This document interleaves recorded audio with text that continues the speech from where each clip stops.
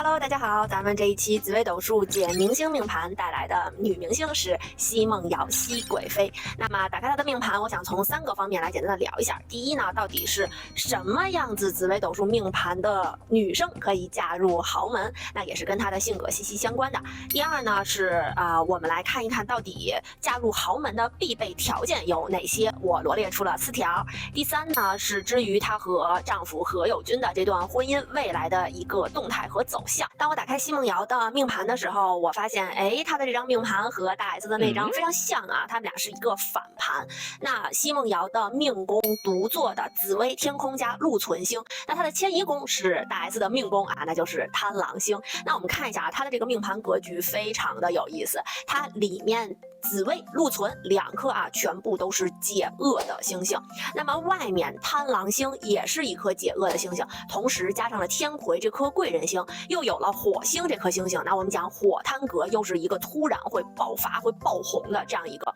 运势的格局。那我们讲它里外啊3个解厄，再加上贵人星，再加上爆发运，那这是一张很难得见到的女性命盘的这样一个格局。我们讲说这张命盘的女孩子绝对不是软萌的那种啊，只愿意在家里相夫教子的格局，这是一张非常有野心的格局的命盘。那么她的这张盘，她最注重的位置在哪？她的身宫在她的迁移宫。那其实我们也看了，当她嫁入豪门之后，其实非常的高调，包括现在啊，她的一些社交媒体的平台都在秀一些给宝宝买的很贵的包包啊，然后很贵的这些文具啊，那其实都是因为她在外的这个贪狼的样子，希望让别人看到她更加贵气的啊一个豪门阔太的这个样子。那我们第2点再说一下大家都关心的啊，到底什么样的女孩子可以嫁入豪门呢？那我总结出来了4点，那我们来一条一条的说。首先奚梦瑶这张命盘，她的命宫本身是一个非常男性化的主星。我们讲说紫微星是咱们紫微斗数里面帝座的一颗星，那就是说啊，它带有皇帝的格局和皇帝的那个气质。那这个星星其实坐在男命的身上，相对来说感觉就是更具备男性的特征。但是她一个很漂亮的女孩子做的这颗紫微星，你感觉不到那种压迫感，其实是因为她外面的贪狼在给她一个保护色啊。你觉得一个贪狼的女孩子很有趣啊，然后多才多艺啊，同时又很美啊。那她的这个格局，首先先定了一个基调，就是这个人她不愿意去过普通的女孩子的那种相夫教子的生活。那么她的命宫我刚才讲了啊，具备了双吉星双解厄的这么一个功能在里面。那禄存的解厄能力和紫微解厄制化的能力都是非常强的。那这就先给她整个的命盘格局打了一个基底。那么这种解厄的格局造成了那一年在维密的秀场上，她虽然出现了这么严重的几乎断送她职业生涯的这样一个事件，但是大家发现好像对她影响并不大，反倒激发了她迁移宫火贪啊爆发的这个运啊，她突然一下就红了之后呢，然后紧接着又嫁给了何家的这个公子啊，大家就觉得天哪，就是这个事情不但不是一件坏事，反倒变成了一件好事。那这就是我们看到解厄的星星它的能力啊，它的力量啊出现了这样。那么估计放到一些不解厄的超模身上，那真的是灭顶之灾。那所以我们看到一个很硬的命盘，是不是特别的绝啊？我们都很羡慕。第2点呢，就是说如果想嫁入豪门啊，你的子田线要非常的旺，就是我们讲说子女宫和田宅宫的状态。那好，我们看一下奚梦瑶这张盘，她的子女宫做太阳天梁化科，并且2颗都是最亮的，就是我们讲说妙望平线里面的妙啊，亮度最高的能量最强的状态。她的田宅宫是一个空宫独坐的右弼这颗星。那么根据她的这个命盘格局，我觉得可能说生2个宝宝至于她来说都少了。其实她如果可以更好的发挥自己子田线的这个优势，那么至于她期待的生活会过得更好。第3点呢，就是关于她这个改动面相的事情。因为在赵露思的那一期的时候，其实我给大家打一个底子啊，就是奚梦瑶的脸是做过非常大的改动的。大家看她在超模时期的时候，其实她的脸就是典型的紫微星坐命女孩子的脸。因为紫微星它五行是属土啊，土的给人感觉其实是有一些硬朗啊，有一些厚重的。那么它其实在下颌骨的这个位置，其实它是一个方腮，它其实是一个方脸的这样一个脸型的这种女孩子。那么在那个时候她自己做事业的时候，其实并没有考虑到嫁入豪门必须要让自己的面相变得更旺夫或者更柔和。那么他的变美思路其实来源于他认识何猷君之后，那他的脸其实改动非常的大。首先他把所有超模喜欢的那种骨骼突出的部分全部柔化掉，把它填充了。然后其次呢，至于女孩子来说，有一个位置很重要，就是你的太阳穴的位置。太阳穴如果凹陷的话，其实夫妻感情会不是很好。那么至于他太阳穴的位置，也是做了一定的填充，让整个面部柔和，包括他的妆容的设计，他的设计团队把他整个的面相改成了一个我们所谓的好嫁风。那么想嫁入豪门的女孩子，可以按照奚梦瑶的变美思路去往前就是推进这件事情。那么包括她穿衣服呀，包括她的打扮，其实都在往一个乖乖女的形象上走。那么我觉得她是一个真的非常聪明的女孩子，而且何家这么大的家庭，应该对于命格呀以及面相方面，我觉得会有老师在背后指点。所以我觉得她整个的路数就是往着一个嫁给豪门这样公子哥的方向去走的。第4点呢，我觉得也是最重要的一点，因为我们说嫁豪门这件事不能脱离你的命盘，就算你动了脸花了很多钱，那如果你的命格中不带这一笔财，其实你也是没有办法去获得就是你想要的一切。那我们来现在进行这个抽丝剥茧的逻辑时间，然后呢